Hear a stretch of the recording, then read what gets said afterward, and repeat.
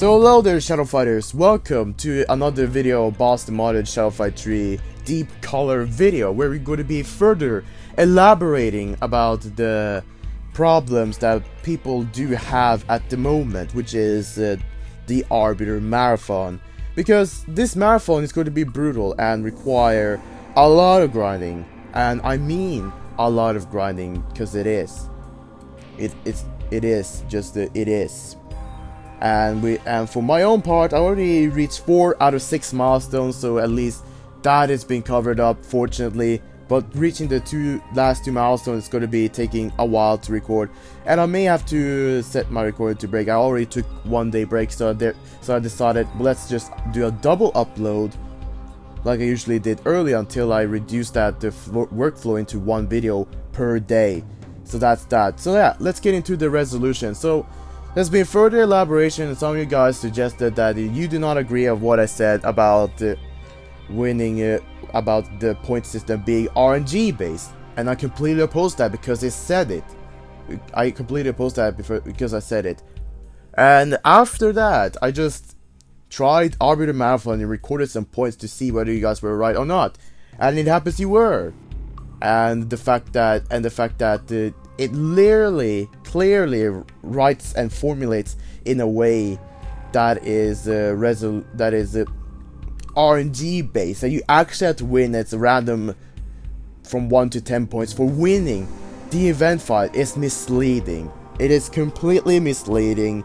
And have you guys even written it further? You might guys even convince me, but now I'm already convinced after checking it out. So that is that. So now that's the further elaboration about this. You basically get the maximum amount of points that I can see in the marathon for winning in the respective modes, and you get less points if you happen to lose. So that's it. That's the solution to that problem right there. So you're not gonna be wasting your time if you lost. You actually still get some points, but it's gonna slack you down if you lose. But you're going to be consistent if you win consistently. And for today's video, I'm going to be showing you how I try to win consistently with my own plans against the judges right here. So yeah, we got ourselves a ticket, and also all of the booster packs, all of the die packs that we could get. Now we're only sitting with the legendary booster pack and the Grand Arbiter, and this might be just a set pack or the specific judge pack, because it's not 100% certain. I haven't even gone through it myself. I haven't seen any posts regarding a judge logo on top of the booster pack, as much as we do see it on the sales right here, if I'm not mistaken. Let me just show you guys the sales a little bit. We have some special offers. Oh no, they just made a makeover offer. They actually changed it quite a bit. Huh, interesting. And also unique prism. Yeah, I see that. So apparently prism is rainbow color, and it's also rare colors in the game, the rare dyes in the game. So when are we going to get common though? Because if this is the prism pack, then where is the common pack? Surely people may like some common colors as well. Well, that's that. Let me tell you, I did open the booster pack, all of the booster pack. The latest booster pack gave me Veil of Darkness, and it was not an easy choice. It was not easy choosing between to apply it to either Shadow Artisan, which is down there somewhere, in which I did, or applying it to the Dark Knight, or Night Warrior. I call him Dark Knight. So I decided for this time, when I got in the Veil of Darkness, I decided to put it into the Shadow Artisan, mainly because this wear gives me the impression of a mysterious kind of person, and I do like the style of it. It's a jacket, mysterious man with a jacket, but also is really deadly with a Kusarigama and a folding blade. So that was the one I chose. But I also gotta add this one to the Dark Knight as well in the future. Just to begin with, I'm going to be adding more dies that I think it's fitting, but because we only get the prism dies, it's only a matter of time before you can actually get the common dies and see if we can apply it in some extent right there. So yeah, it was a little bit debating with myself what to put the die on, but at least we got that out of the way. So yeah, the full resolution of the marathon. This is not RNG based, but the description is misleading. And because of that, it's now clear that you have to win over 200 times if you want to play straightforward, regular mode. But still gotta say at least, because there's no guarantee that you're going to win the game all the time. This is a calculation taken if you win consecutively, not if you vary between some wins and losses, because if you lose you get less points. That's going to affect the flow of the points that you get throughout your games. So at least have that in mind. But just be aware that we have the Arbiter Blitz that resets every day, and also you have a chance to get some extra points by playing the Grand after you beat up the Grand Arbitress in regular mode.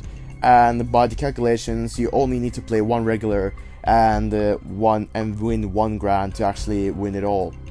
If you win both of them, you're going to be instantly finishing the Arbiter Blitz, and thus give you some 450 tasty points that you're going to be advancing with throughout the stages. And of course you have to grind quite a bit, so the actual system is going to be not really good for people who have certain occupations, certain conditions when it comes to time-consuming events like this one. Just keep that in mind. You have to figure out and choose whether or not you're in it to try to get the skin, because it's not going to be easy. And now I'm sitting with 1.5k milestones, which means I have to get around 3,000 points. And if I happen to do like in one day, I will be already getting the skin, and maybe I can show you guys some battles with the skin in duels and certain other activities. Maybe I can show it in the next event that slides by. But for now, I'm going to be explaining the way I handle the deep color and the way I can go through it. So yeah, firstly, after the resolution video, I did understand that we get maximum amount of points, and therefore my determination point is to get the maximum amount of points to win. With that being said, by all of the cards available in deep color, by all of the bonuses available in deep color, there are healing flask, some bandages, as it called, just gives you a small portion of healing. There's actually I think it's two types. There's different types, but two abilities, two special effects in each type. And the green ones are the bandages, which is to give you some health, and donor it's basically lifesteal. And we have the one with great color, which is for defensive sakes. The one is called protection cycle, which is to get protection from the enemy's shots one time, from the enemy hit one time. And you can actually stack it into 4. Everything can actually be stacked into 4 of the same kind. So if you have 4 protection cycles, which is really rare, you basically become untouchable for a small duration. At least you'll become untouchable on a full Kenjutsu from the Grand Arbitress if you happen to have 4 protection cycles. And the other one is called Repulsive, which is damage return legionary. Then we have the red one, which is Berserk, which is if you lose a certain amount of health, you get more damage, 25% health, and you get bonus damage, and so it goes on. And another red bonus is I called it Crackhead, although that doesn't sound right. It doesn't sound right. I'm probably gonna call it Skullbreaker, but it's called Fragile Head. Okay. Call it Fragile Head because it's basically increased headed damage. Was there any more? Yeah, Shadow Energy, the blue background. So there's one which is going to be giving you more Shadow Energy, and the ones that going to be making Shadow Energy last longer. That is all the deck in hand right there. So yeah, why do I use the Judge? You might say, well, the judges will pretty much ignore bandages, because I'm running with a build that's going to help me with that. And what do I mean by that? Since it's a survival context, and if you're not using this certain kind of set, you're going to rely on bandages. But if you have a Judge build without armor special move, you're pretty much giving yourself bandages no matter what. And the fact that we have two enemies, the Topa and the Amethyst Arbitrator, that is all focused on returning some damage to you, that this can help. Then this setup can just help me bandage. So this is like a second video where I'm actually going to be doing a mirror match against the judge in a way, because I'm running a blue judge and it uses the inner skies color, same as the sapphire judge, but he uses scalpel and the legendary folding blade. No, it's not a legendary folding blade. I'm not entirely sure. It is legendary folding blade, but either way, we're going to be running this setup and I'm going to be explaining why it does what. Vaporization to deal more damage whenever the enemy has more shadow energy, and amplification to deal more damage on the first shadow ability. And for this one, I'm going to be running Shadow Remedy for health recovery on entering shadow form, and transfusion to get some health after dealing shadow ability damage. And the third perk we're going to be running for the armor is Apothic Barrier, which is to increase my defense after exiting the shadow form. For the weapon, we're going to be running Kenjutsu special move and Interference to forbid a block for a certain amount of time, and Precision to double my crit damage. Really deadly, doubly crit damage. So yeah, what's this judge build all about? Well, basically, if you don't know what the judge is, then there you go. After landing 3 hits, you can enter shadow form, do one shadow ability, and then exit it. That's how the judge set works. If you happen to hit the enemy 1, 2, 3 times, there's going to be a judge token timer, and when that time expires, you cannot continue the judge stack, as I can call it. And what I mean by judge stack is, if you just hit once, you will see the judge token activate, and it's going to be time to expire, and you have to land your next attack in order to reset it, and so it goes on. And even if you have full judge set bar, then you can continue combo until you want to enter shadow form. What's interesting about this though, in survival cases, the shadow remedy is going to help become the replacement bandages to begin with. Of course, you can stack it with bandages so that you could just, but this build pretty much confiscates the idea of bandages in the bonuses. And also, another thing about the judge is we're basically going to be doing super damage. We're going to be doing super high damage because we have vaporization whenever the enemy is going to have more shadow energy, which is then going to increase the damage of amplification if I happen to do a shadow ability.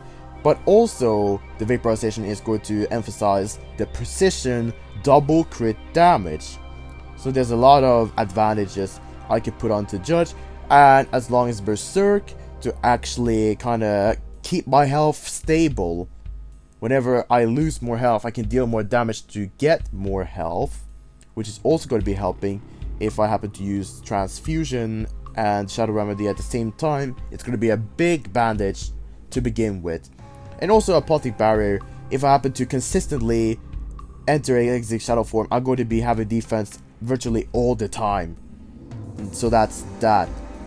And by damage, we're going to be using precision to just deal damage.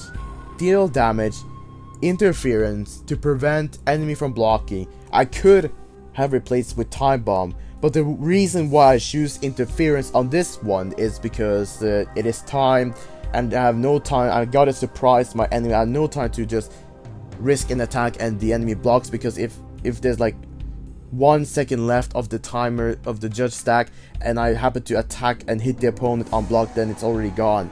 So if I can make it a little bit more interesting with interference. Without anything else to say, I think let's just hop on to the survival and show you guys the way I play the judge. And you may also think about what kind of judges you're facing. I already memorized. So Orange Judge, aka Amber Arbiter, is having Cautious Step, which is the blast zones in Shadow Fight 2. Oh yeah, you gotta walk straight into it. Thank you, dude. And just because of that, a very rapid 10-second victory. Just so you guys notice, every round lasts a minute. That's the every round timer.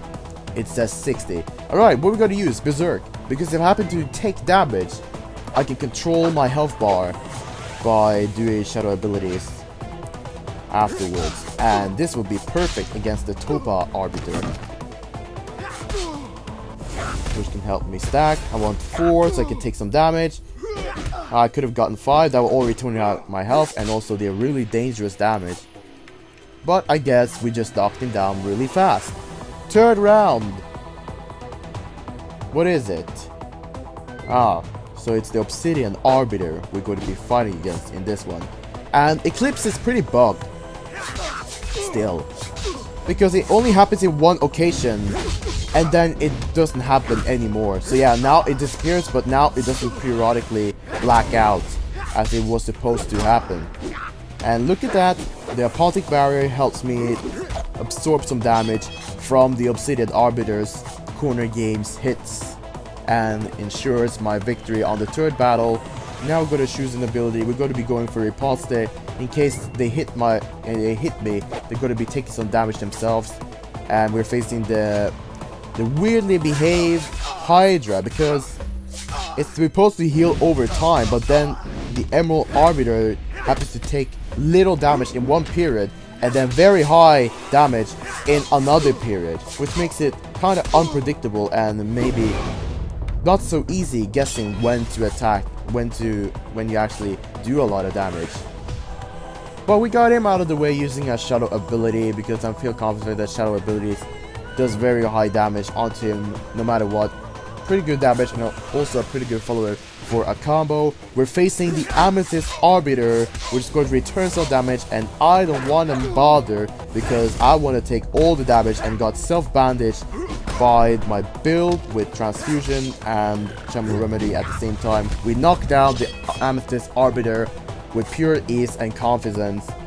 The Riposte and the Berserk are helping really well in this game. What are you going to choose? Shadow Focus or Riposte? More Riposte to reflect more damage to my opponent. It's going to be very nice against the next two Arbiters we're going to be facing before we're going to be dealing with the Grand Arbitress. And as you can see, I'm trying to combo, surprise my enemy, wait until they move a little bit with footsteps. And I'm going to do a trick, which is do a sweep and do back attack just to ensure hits and ensure me how I control in corner games, and eliminating Sapphire Arbiter with double Riposte and Berserks, which is not going to be helping me that much until I take damage. But it's only going to be Riposte that's going to be helping me handle the enemy a little bit better and also even out the battle like if I was a Legionary Herald. Gonna be throwing some needles, kicking you right there. I'm gonna be trying to corner you out. That did not work, but we got his bleeding on checkmate. It's time to meet the Grand Arbitress and smack her face down. So in round 8 we can choose between Fragile Head and Shadow Focus, but I gladly take Fragile Head so that we can do extra damage with the nasty Kenjutsu move that we're going to be dealing with her. Just watch.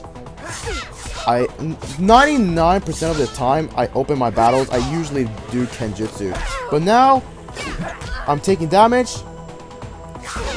And it's in a really dangerous state, but since 75% is out, I'm going to be doing this trick right here.